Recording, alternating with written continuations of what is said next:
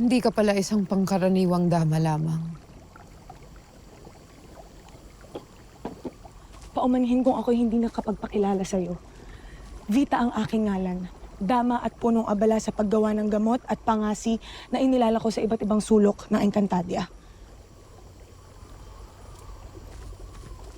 Bakit mo ako tinutulungan?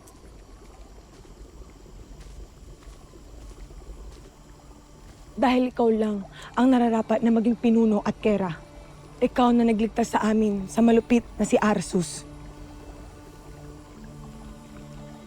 Kung gano'n ay hayaan mo akong bumalik sa palasyo upang mabawi ko ang aking setro at mapaslang ko si Zaur.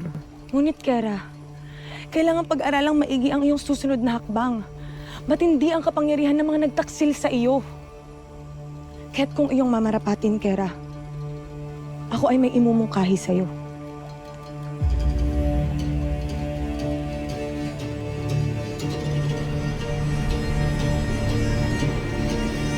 Kung hindi magbubukas ang Akashic, tanging si Bathalang Emre na lamang ang nakababatid ng kalutasan.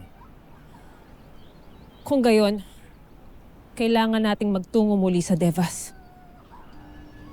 Devas? Saan po ang Devas? Isang lugar sa ibabaw ng mga ulap kung saan nananahan ng mga mabubuting kaluluwa mula sa Encantadia. Parang langit. Parang langit sa mundo ng mga tao, Ashti.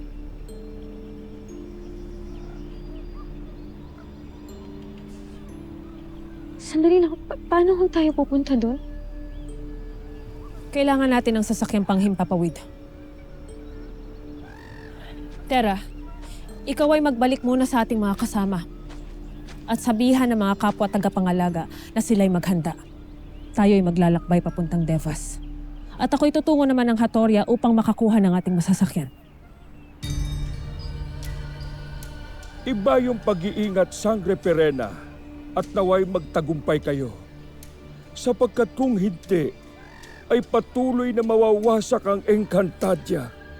Hanggang sa ito at lahat ng mga nandito ay mawala na.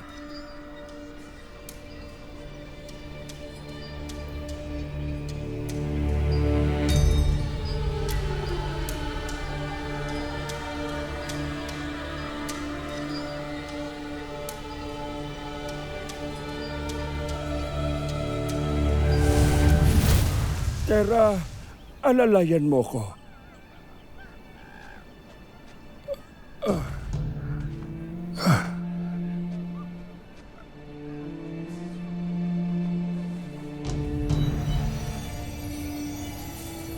Tera, iyong tanggapin ang mga brilyanteng ito sapagkat sila'y kakailanganin ninyo sa inyong paglalakbay.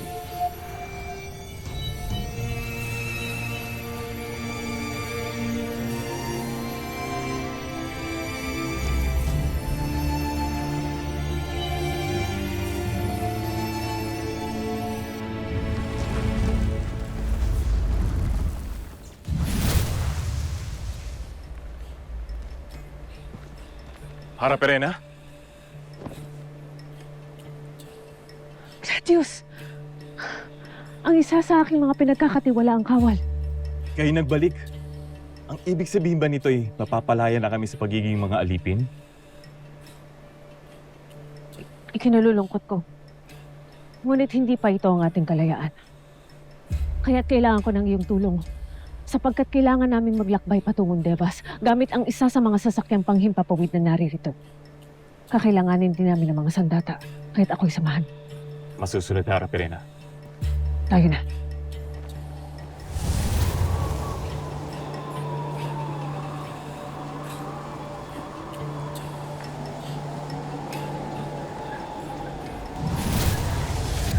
Mga Pashnea!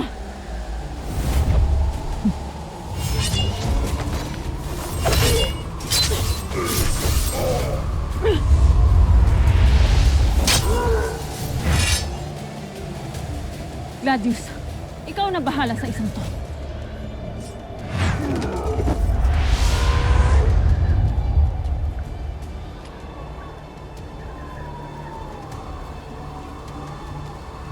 Gladius!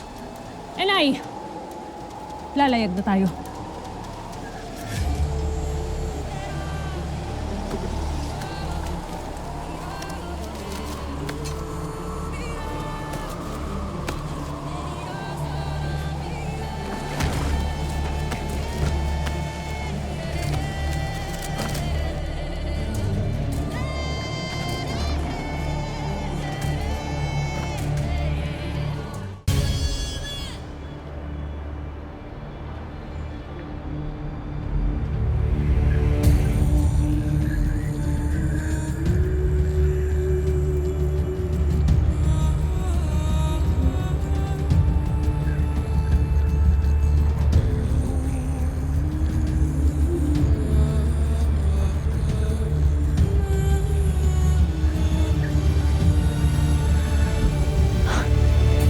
Grabe! Barko? Na kayang lumipad? Kakaiba talaga dito sa mundo ninyo. Kaya tayo dalhin yan, Ashti? Sa langit, dito sa Encantadia. Oo, Atera. Ngunit nais kong ihanda nyo ang inyong mga sandata. Maging ang inyong mga sarili. Sapagkat hindi magiging madali ang inyong paglalakbay. Mantok, Tukman. Nais kong balikan nyo ang ating mga kasamahan sa Asilades. Iparating sa kanila ang aking paumanhin na sila'y ating iniwang pansamantala. Ngunit kayo sasamahan ni Gladius sa Nehemara, ang lupain sa katimugang Hatoria. Mananatili kayo roon sa pangungunan ng mga iba pang Hator. Masusunod, Sangre Perena. Mag-iingat kayo, mga mahal na sangre. Hihintayin namin ang inyong pagbabalik. Abisala, Eshma. Kayo rin ay mag-iingat. Tayo na. Naghihintay na ang Devas.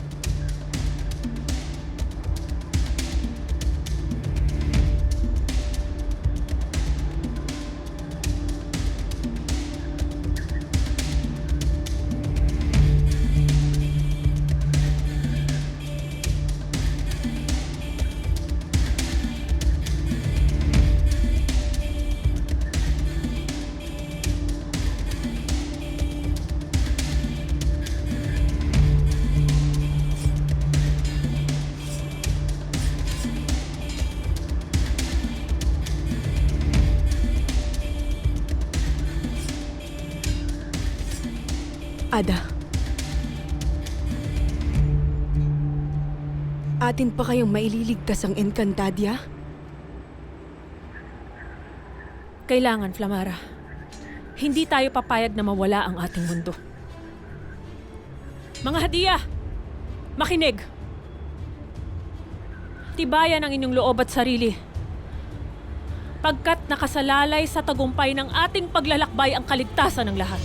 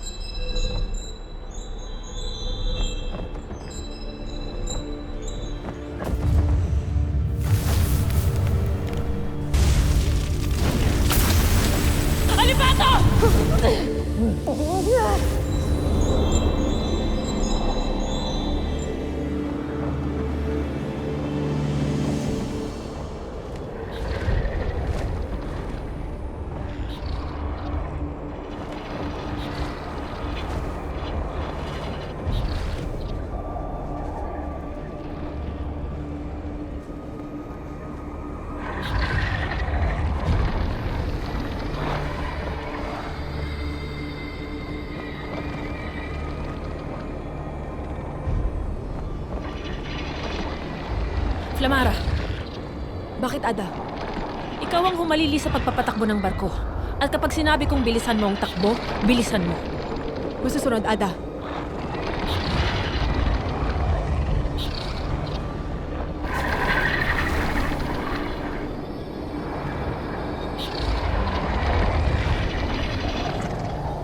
Ano yun? Ashti, ang cute! Hello! Tara! Tigil! Hindi sila dapat kinagigiliwan. Esta sekto! Ihanda ang iyong mga sandata! Ashti, bakit? Tinatahak natin ngayon ang Yabiti, ang pugad ng mga Yeshra. At hindi nila nais na may ibang nilalang na pumapasok sa kanilang teritoryo.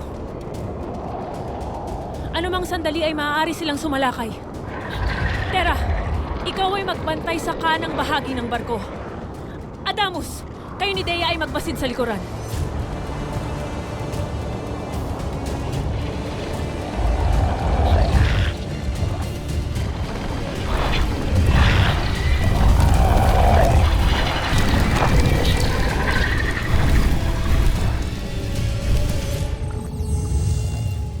Hindi pa rin tumitigil ang pag-ulan ng abo. Sadyang malaki ang nagawa sa kapaligiran ng pagkawala ng mga brilyante. Aking setro, iyong hanapin at tipunin ng 4 na brilyante ngayon din! Mahabaging Emre, inyong gabayan ang mga sangre sa kanilang paglalakbay patungong Devas. Mahal na Harong, nagnakaw ng sasakyang panghimpapawid si Pirena. At anong balak gawin ng mga sangre? Ivi mantre manjava maste emre,